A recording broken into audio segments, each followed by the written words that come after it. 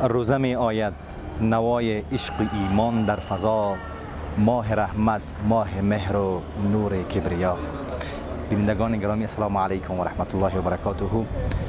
ما در چند قدمی ماه مبارک رمضان قرار داریم، ماه نزول قرآن، ماهی که خداوند متعال میزبان است و بندگان آن مهمان او هستند و ما اینجا هستیم تا امیدی باشیم در دل نیازمندان، تا ایثار، فداکاری و مهربانی را جاگزین خستگی دلهای نیازمندان بکنیم.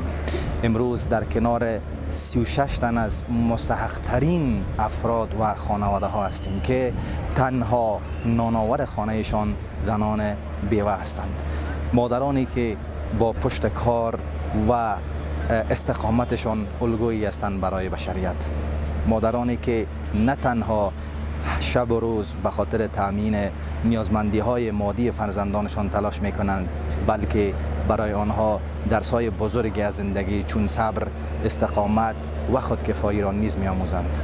ما از آنها درس بزرگمردی و پیشبرد زندگی را می گیریم و ناگفته نماند که امروز آغاز بزرگترین برنامه رمضانی ماست در شهر کابل و این برنامه مختص به شهر کابل نیست. انشاءالله در جریان 30 روز ماه مبارک رمضان در دورترین نقاط افغانستان، در جایی که نیازمندان وجود دارند، انشاءالله ما خواهیم رفت و برنامه های مختلف رمضانی خواهیم داشت.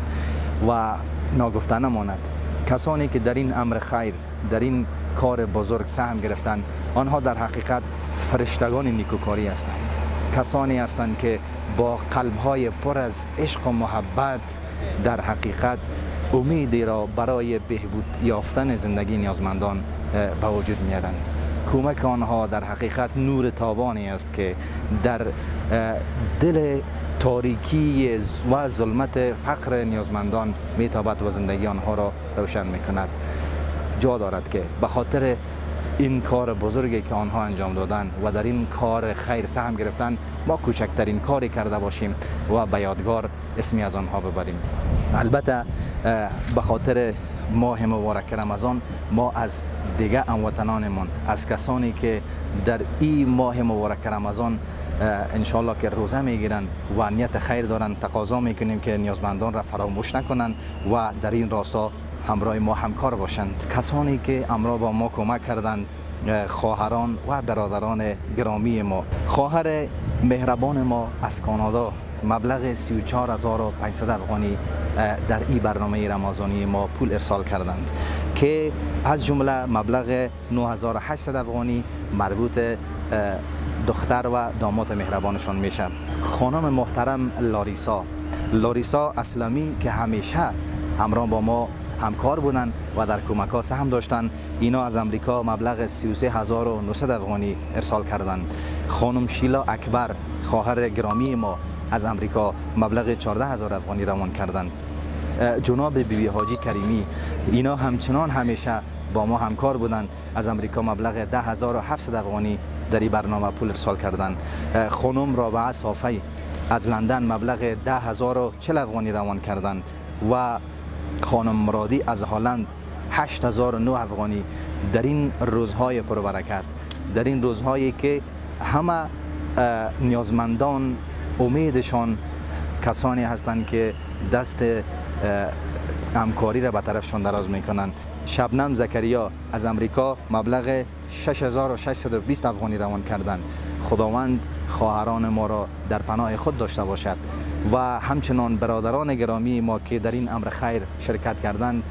جناب آقای منیب جان از استرالیا مبلغ 22550 افغانی ارسال کردند و محترم آقای حبیب از جرمنی مبلغ 11500 افغانی ارسال کردند. آقای نوید جان زکریا از امریکا مبلغ 6620 افغانی ارسال کردند و جناب حاجی صاحب شکیب خداوند در پناه خود داشته باشد ایشان را از جرمنی مبلغ 4000 افغانی ارسال کردند. مجموعاً پولی که ما به خاطر توزیع بسته های رمضانی که شامل مواد خوراکی میشه، و همچنین میشه که برای افطار هم استفاده بکنن و برای سحری هم استفاده بکنن. مقدار مبلغی که ما مصرف کردیم 1,88,776 افغانی مصرف شده. ناگفته نمانه که از میان این 36 خانواده ای که در کنار ما هستند، اینا در حقیقت مستحق ترین افراد هستند. کسانی هستند که مادران بیوه نانآور خانوادهشان هستند، بیکس هستند، کسی نداره که کار بکنن در خانهشان. و این اولین برنامه ما بوده، البته برنامه رمضانی ما، که ما خواستیم مستحق ترین افراد پیدا بکنیم. برنامه های بعدی ما انشالله در سراسر ولایات کشور جریان خواهد داشت و در حقیقت بنیاد خیریه امید حیات پل ارتباطی است میان مستضعفان و کسایی که همیشه دستیاریشان برای همکاری با نیازمندان دراز است. مادران گرامی خوش آمدین، همگیتان صفا آوردین. انشالله که همکارای ما مواد آماده ساخته برای شما توضیح میشه و میریم به طرف توضیح مواد. سلام علیکم. چیول داری برادر، خوب هستی؟ بتی دستکتا بخیر هستی انشالله؟ اولت خوب است؟ صحتمند هستی؟ الحمدلله. زمستان چطور میگذره؟ والا بسیار مشکل میگذره. این رمضان اومد بخیر. تبریک باشه دیگه، رمضان بخیر انشالله. یگان آمادگی گرفتیم. فقط به عباداتش اما لحاظ اقتصاد به خودتان معلوم است دیگه. خب انشالله که ما امروز برای شما بسته های مواد غذایی آوردیم و همیشه که شما از او استفاده بکنین. صحیح است دستی روز ما برای رمضان. پس بریم که بخیر همکاری بکنیم انشالله که شما چشمکایت نمیبینه. نه چشم خدا شفا نصیب کنه. بنیاد امید حیاتی که شما امروز تشکیل دادین، شما را خدا عزت بده که به هزارها بی نوا و به هزارها ناامید شما امید میبخشین انشالله. اینا یک بستگک پنیر از براتون، پنیرک به خاطر سحری، 2 قوطی روغن، 2 قوطی روغن. سلامت باشی، بخیر باشی. دیگه این چی است؟ 2 قوطی روب است، 2 قوطی روب کلان است به خاطر پختن مواد غذایی. خب بسیار خوب. یک بسته هم قیماق به خاطر سحری برای شما است. سلامت باشی. 2 قوطی مربا به خاطر سحری. یک سرم بوره، یک سرم بوره. خب سلامت باشی. این هم یک بسته شیر، یک بسته شیر. سیار محمد جان 2 بسته تخم به خاطر سحری همچنان میشه که شما بپزید. صحیح است نه؟ سلامت باشی، بخیر باشی. تشکر. خب 2 قوطی هم خرمای تازه به خاطر افطاری براتان گرفتیم. بیا خیرم تو آیستا بریم. دستک تا ما بتی. بیا.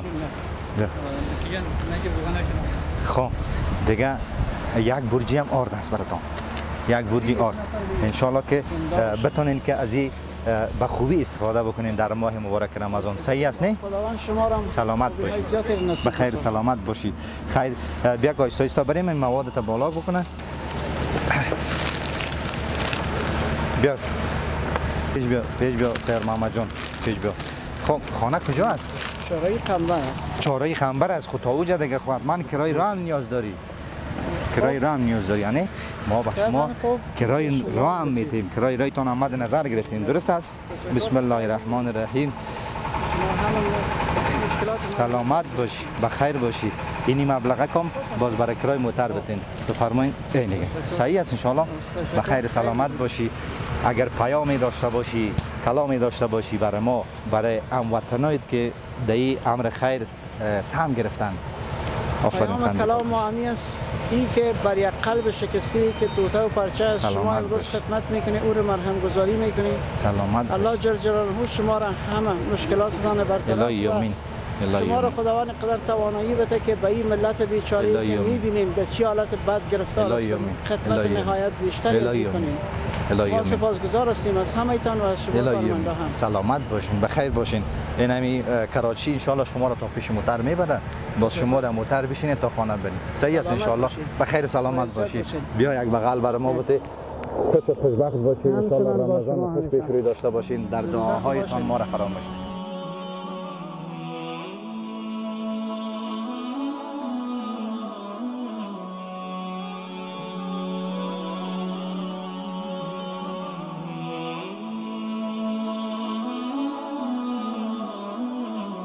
یک مادر جان گرامی ما البته مریض هستن، خداوند شفای عاجل نصیبشان بکنه، در داخل موتر هستن، از این خاطر ما خود ما برش مواد میبریم، خداوند برش شفای عاجل نصیب بکنه. بسم الله الرحمن الرحیم.